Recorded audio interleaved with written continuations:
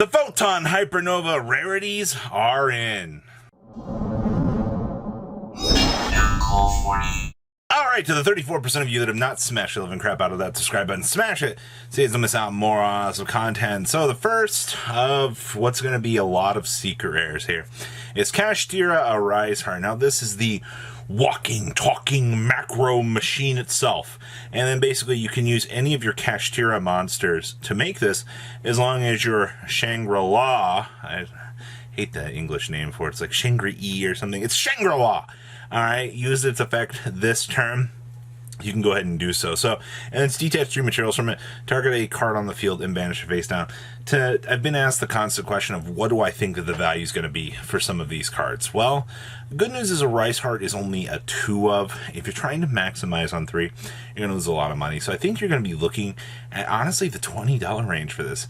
You know, look at, the secret rares 4 tier, where they were like 15 to 20 bucks, if that. So I think once we see a value reassessment here for that, that's what we're looking at. Now there is Kashtira Theosis, aka Papayas. I don't know why they had to change that name for that, but okay, just target a Kashtira, special summon a Kashtira with a different attribute from your deck in defense position, and then you get locked into Exceed for the rest of this turn. And if it's banished, you can target one of your banished Kashtira cards, add it to your hand.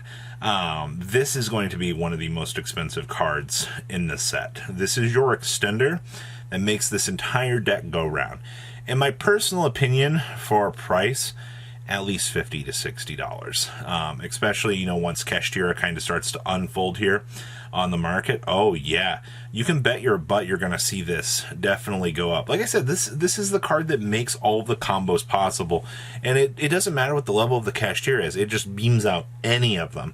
Konami was crazy when they made this card because this has so much crazy value in the deck. It's actually nuts. Now, they renamed Parios to Raceroth for some reason. So on activation, just like our broken tier field spell, this adds a Kashtira monster from your deck to your hand, and then you'll get 100 attack and defense buff for each attribute on the field.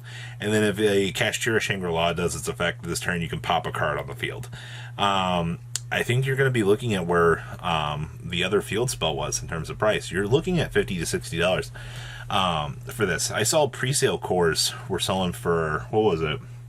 I think it was like €450. And that's not awful. I mean, once you kind of price up everything that you're looking for, oh, well, Robbie doesn't include Unicorn or Fenrir. Yeah, no crap, it doesn't include those because those were in the last set. All right, if you were planning on building this deck, you already had everything from the last previous sets. You were good to go. But yeah, once again, you're looking at another expensive card here. Now, for the rest of the Kashtira stuff, Rise Heart comes out to an ultra rare status. Now, I see that we're following the same trends here, which means that Rum Heart will be an ultra rare in Cyberstorm Access. So for those of you that do want to build, Mana Dome, good news for you there. This is our free special summon extender, blah, blah, blah. And it banishes, lets you banish Big Bang from your deck, and then lets you banish the top 3 cards of your opponent's deck. I always find it interesting that they give you that blind interaction, banish 3 from the top of your opponent's deck. Can actually mess them up a lot, by the way. I think that's like the funniest interaction that we have here. Is like, oh, hey, by the way, yeah, you can go ahead and banish, whatever from the top of your opponent's deck. Hope you didn't have, a combo piece on the top of those 3 cards, but nonetheless, it's cool. But basically, this is going to be the best way for you to kind of get your combo going. Also, this modifies itself to level 7, so you'll be able to kind of step through the rank 7s and punish your opponent through the super build. But it should be cheap. Should be like 20 bucks, if that. And then we have the Tier Elements Kashtira. Now, this I'm very curious about what's going to be in price. So this is during the main phase. Yeah, you can do this during either player's turn. I guess that's relevant. You can special summon this card from hand by banishing a Kashtira Tier Elements card from your hand or graveyard. And then on normal or special summon, you have either player mill the top 3 cards of your deck. It's always very interesting. And if it's sent to the graveyard by a card effect, you can send the top 2 cards of your deck to the graveyard. So this has Tier Elements in the name, which means that Tier Element players are going to be looking at this.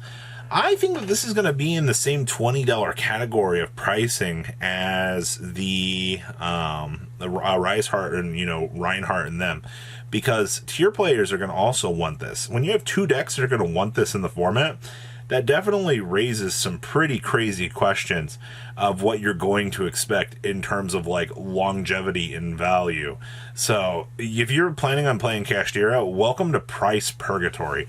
It's not going to be a good time. Now, to my surprise, the Grand Dusk Dragon ended up being an ultra rare. I'm not exactly sure how I feel about this because I figured they would do this in a beautiful secret rare, but I have a feeling, if I had to guess, that this is definitely going to end up in the Starlight slot of this set because the Blazing Cartesia Fusion is just that good at the end of the day. If you're planning on for this card being a massively expensive card, don't. Alright, typically when we slot ultras like this, especially with it being a 1-of, I think after time, you're going to be looking at something decently cheap. I would say $10 to $12 overall. It's slightly just a 1-of at the end of the day, and you don't have to worry about crazy amounts of money when you kind of dedicate cards towards these 1-of slots. So good news if you're planning on, I mean, I guess how much money have you already dropped on Blazing Cartesias for the Fusion just to be announced as an ultra rare. So not too crazy about that, but understandable. And then we have the Rinbroom, the Striking Dragon. This is your Fallen of Albaz, a Beast Warrior or Wing Beast or whatnot. Not a super big crazy fan of this card. I think most of the builds, like all of the Albaz fusions, are going to play this as a 1-of. If you're lucky, and I mean if you are absolutely lucky in terms of value, you might see this be a $3 to $5 ultra rare. Like, there is nothing too crazy here that really needs to be said about this. So good stuff with a cheap card. Next up here is the Big Welcome Labyrinth in ultra rare. So Welcome Labyrinth and Big Welcome Labyrinth will be uniformly the same rarities, which I'm actually cool with that.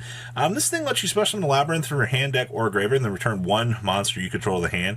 And you can banish this card from a graveyard, target a fiend monster you control, or if you control a level 8 or higher, you can target one card your opponent controls instead and return it to the hand.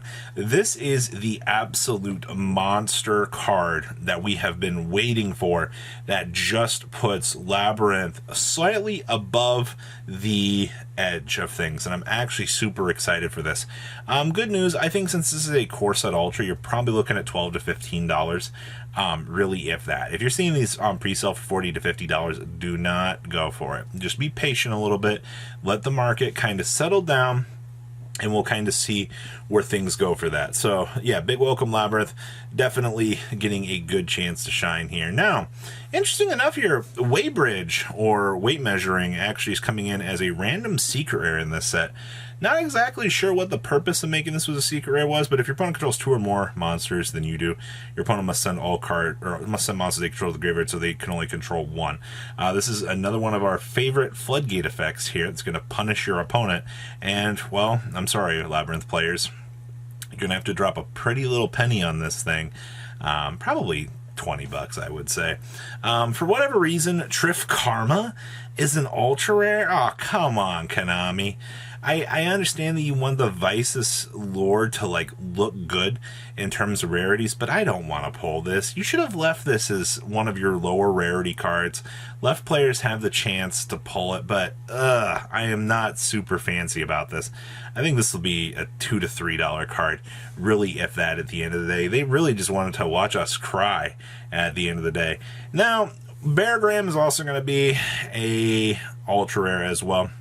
This is your big boss monster that lets you banish some trap tricks and some insect monsters from graveyard. I mean, you gotta banish 3 to get this on the field, but it's the 3400 attack monster. It's pretty impressive in the way of stats, for sure. And it hasn't really seen any play on the OCG side of things, but I am very happy to see that Beargram here is actually kind of stepping up to the plate here to be a semi-decent rarity. It's better than being a secret rare like Zelantis. The Leviathan Generator Boss of Shadows is also going to be an ultra rare. I mean, hey, Generator players, you can't be too mad about this. This isn't going to cost you an arm and a leg, which is honestly fine at the end of the day. They didn't... I wonder what this deck will actually cost if you want to actually play it in terms of everything getting settled in terms of price. But all right, sure. I guess it's something. And then I called this Gigantic Champion Sargass is in fact a secret rare. Konami wasn't going to pass up on the opportunity to print this in secret rare. Trust me when I say this card is a semi-money machine, all right? Plus, I mean, you've already got the other Therions representing in higher rarity. I think this would probably be... Well, the problem is most decks only play like 1 to 2 of this. So it's not even like a card there's a 3 of. $20 might be a little bit too high once circulation occurs. But those are my current prices and everything that we're kind of looking at here with this set. So, what do you guys think? Please, if you comment down below, tell me what you guys think. And I'll see your beautiful faces back here later in the day, guys. Peace. Patrons, thank you.